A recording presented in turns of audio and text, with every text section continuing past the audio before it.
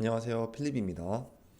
이번 영상에서는 중앙일보의 김도년 기자님의 기사로 시작하겠습니다. CP 금리 상승세가 멈칫, 채권 시장에 해빙이 오나? 라는 제목의 기사입니다. 얼어붙었던 자금 시장에 해빙의 기미가 보이고 있습니다. 지난달까지 연일 연중 최고치를 경신했던 기업어음, 즉 CP가 금리 상승세를 1일부터 일단 멈췄습니다. 이 기업 어음은 통상 3개월 만기로 자금을 빌리는 단기 채권입니다. 6일 금융투자협회에 따르면 이날 CP 금리는 연 5.54%로 지난 1일부터 나흘째 같은 금리를 유지 중입니다. 사실 이 CP 금리는 지난해 8월 25일 0.97%부터 서서히 올랐습니다. 상승세가 가팔라진 것은 여러분이 뉴스를 통해서 접하신 강원도 레고랜드 관련 부동산 프로젝트 파이낸싱 자산 유동화 기업 어음 즉 ABCP의 채무 불이행을 선언한 뒤부터입니다. 지난 10월 1일부터 이날까지 CP 금리는 2.23%포인트나 뛰었습니다. 다음 그래프를 보시면 국고채 3년과 회화채 3년 금리 추이를 보실 수 있는데 그 간격이 좁혀지다가 최근 들어서는 조금 다시 늘어나고 있는 모습을 볼 수 있습니다. CP 금리 상승에 제동이 걸리자 시장에서는 기대감이 커지고 있습니다. 이화진 현대차증권 연구원은 6% 후반대에서 거래되던 PFABCP와 증권사 CP 금리가 이달 초부터 5에서 6% 초반대로 하락하는 모습이라고 밝혔습니다. 공사채와 은행채 중심으로 시작된 온기가 채권 시장 전체로 퍼져나갈 것으로 기대한다고 밝혔습니다.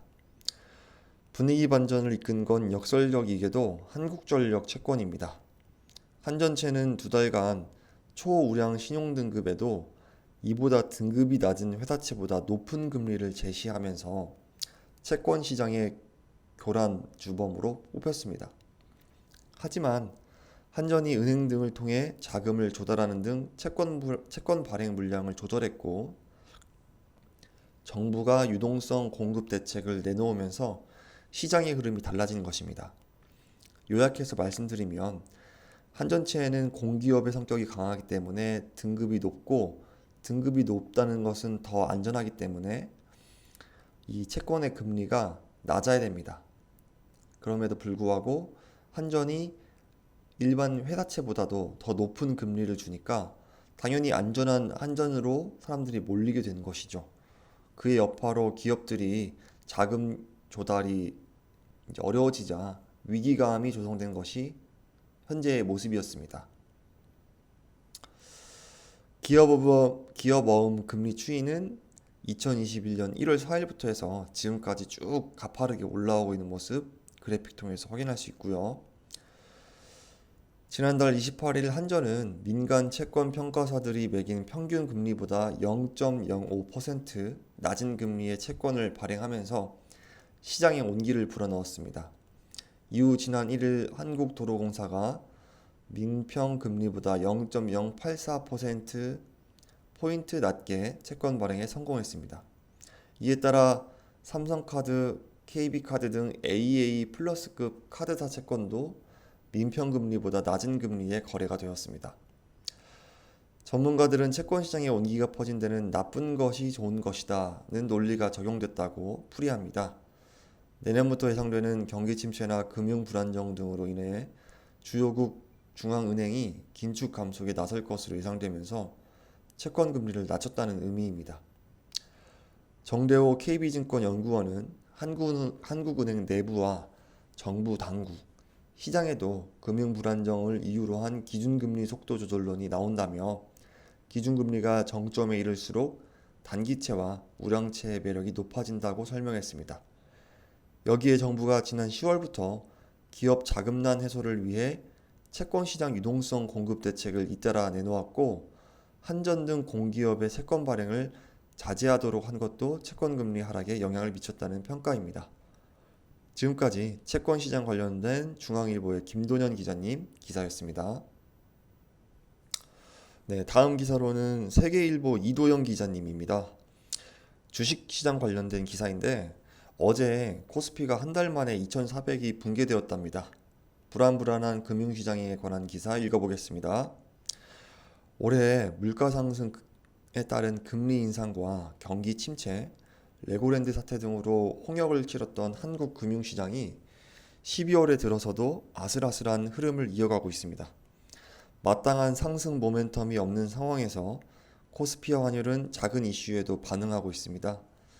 채권 시장은 가까스로 경색 국면이 풀려가는 모습을 보이고 있지만 부동산 프로젝트 파이낸싱 문제가 뇌관으로 재현될 수도 있습니다. 앞서 보신 내용입니다. 안전성 등급이 높은 공기업들이 낮은 금리의 채권을 발행하는 사실이 있죠. 6일 코스피는 전날 대비 1.08% 하락한 2393에 마감했습니다. 이와 같이 코스피가 2400선이 무너진 것은 지난달 이후 한 달여 만입니다. 외국인과 기관은 순매도했습니다. 특히 외국인은 3거래일 연속으로 코스피에서 순매도 움직임을 보이고 있습니다. 지난달까지는 매수 우위의 모습을 보이던 외국인이 차익 실현에 나서는 것으로 해석됩니다. 전날 뉴욕 증시가 다우지수는 1.4%, 나스닥은 1.93% 하락 마감한 것도 영향을 미쳤습니다. 미국 서비스 업황을 보여주는 ISM 서비스 지수가 시장 전망을 상회한 56.5%를 기록했는데 경기 전망이 좋은 것으로 나타나면서 미 연준이 12월 연방공개시장위원회 회의에서 큰 폭의 금리 인상에 나설 것이라는 예상이 확산된 결과입니다. 연준의 공격적인 금리 인상 흐름이 예측되면서 달러 가치는 상승했고 이날 원달러 환율 역시 전날 대비 26원이나 폭등하면서 1318원에 마감되었습니다. 채권 시장의 불안감은 아직 가시지 않은 형국입니다. 기업 어음인 CP금리는 전날과 동일한 5.54%로 마감되었습니다. 하락 전환하지는 못한 것입니다. 국고채 3년물 금리와 무보증 AA- 등급 회사채 금리 간 차이인 신용 스프레드는 소폭 낮아지고는 있지만 이날도 175.4bp를 기록하는 등 계속 높은 상황입니다. 레고랜드 사태로 상당한 타격을 입은 파이낸셜 프로젝트 차원 문제도 연말에 다시 불거질 가능성도 배제하기가 어렵다고 합니다.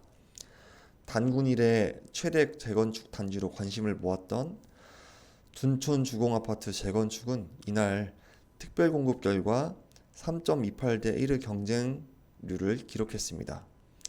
지난 10월 미분양 사태를 불러온 인덕원 자이 SK뷰의 특별공급 경쟁률이 3.75대 1이었는데 이날 진행된 1순위 청약에서는 평균 경쟁률이 3.69대 1이었습니다.